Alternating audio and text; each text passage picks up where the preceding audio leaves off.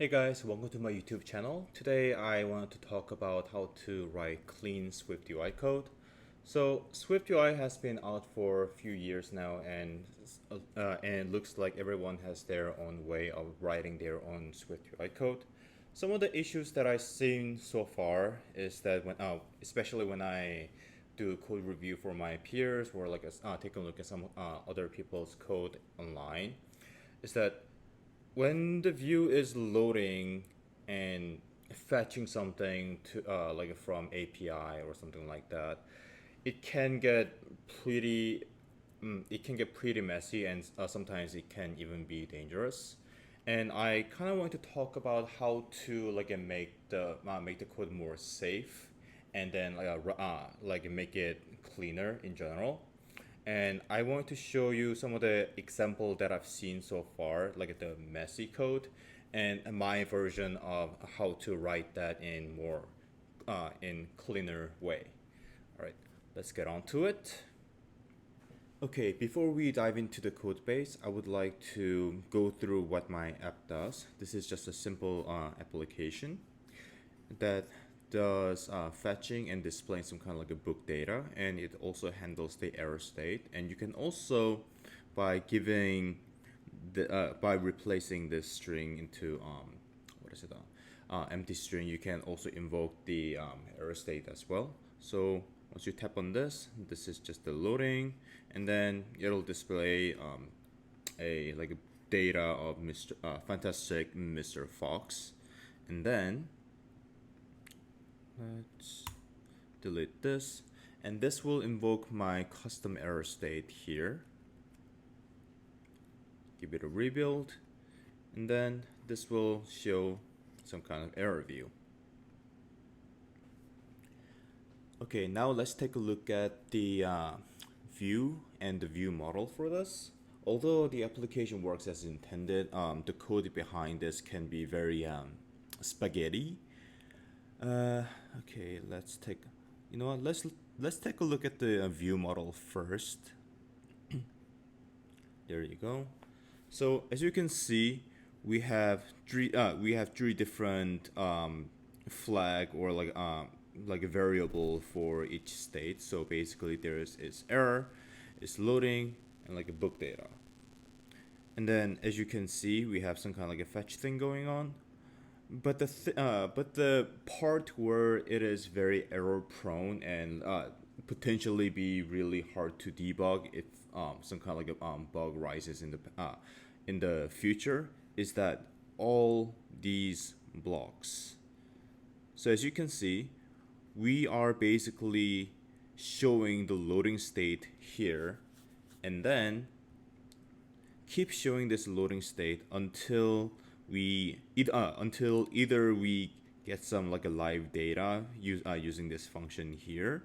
Otherwise, we just show like error state here. And then this function can also throw, and the error will get caught up in here. You can always customize some kind of custom like error state, like depending on what kind of error you get, by let error, and then using this error variable here, and then like do something with it. But for the sake of time and complexity wise, I'm just gonna like skip that. Anyway, so we have all this thing going, and let's go to our view. Okay, so we have this main view here, and as you can see, it can be very verbose when it comes to displaying the main state here. It is because we need to check what the main view model's base state is. Let me actually put this in the side by side. So you'll have to check if it's like loading, check if it is loading, or if is there any kind of like error going on, as well as the like view model, like a book data as well. And then once everything is that's clean view, messy main view. So the base state, when this is like false, false, nil, then it will get caught up in this block right here. And then once you hit this fetch book data, it will call this await view model dot fetch, this function right here. And depending on the state, you will have to flick back and forth all this boolean flag as well as the book data here. So since everything is set up nice and easy, if I just like put it in there, it will call this like a network manager function and then like populate it here. But now let's consider one scenario where you conveniently forgot to put the loading flag back to true. And then give it a run again. Then it will just get stuck in this loading view for forever. I know this is just just one flag and it can be like easily fixed, but let's consider a scenario. Let's also consider a scenario where you have to add like a more error state for, let's say you don't have any like internet connection, then you want to put another boolean flag there and see if there's any like a JSON or stuff like JSON error like going on like that, and then you will have to turn flick back and forth all those like a boolean flag. And imagine covering all that ground in this fetch function as well as the view level. It is just like spaghetti code and like bug just waiting to happen. And let's consider another scenario where a lot of people are making not this one. There you go. Where's my messy main view?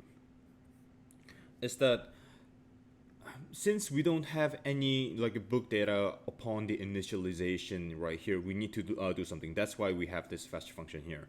But a lot of people would actually say, oh, like since if we hit this like else block, then we're guaranteed to have some kind of like a book data here, so we can just safely unwrap it here. But when we run this, oh, I forgot the view model. This will actually compile, but when we actually hit the main view, it'll crash because right now this is nil, and it is even though we're not entering this else block, it still needs to like grab a hold of like this data, and since this is nil and since you were like forced unwrapping this, it will crash the application. And now, how do we deal with all this complexity and like make it safe to quote unquote unwrap this data like moving forward? That's where I introduce this cleaner view. So as you can see, comparing this with the messy view, messy main view, it just checks for this like a fetch status, which is just a published custom enum here, and then it just switches like between cases for like a main view, loading, error, and success. This way you eliminate all this like a boolean flag checking and then like doing the else if like block for everything. Now let's go to this fetch status or like my view model. Instead of having like a multiple like a boolean flag and a like live view data, I just consolidated everything into this fetch status enum, and then like made it into like publish, so view can listen to it. And this fetch function is pretty much identical to messy main view models fetch function here. But the main difference is that like I don't need to change all this variable here. I just need to tap into only one variable here, and then just change the state like back and forth with that. And as you can see, it eliminates all that possible error where you forgot to like turn like a one flag back to where it's supposed to be, because this is just only one variable. Like there's no way you can make any kind of like a mistake in here. And let's say let's consider the same scenario where you want to add more error cases for this one. Then you can just say case URL error case no internet, and then you can catch some kind of like some custom error here, and depending on that error you can set the fetch status into like a dot no internet, or like case not case self dot URL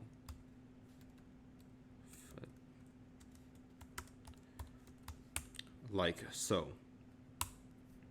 And then handling those kind of cases is a lot easier in the view level as well.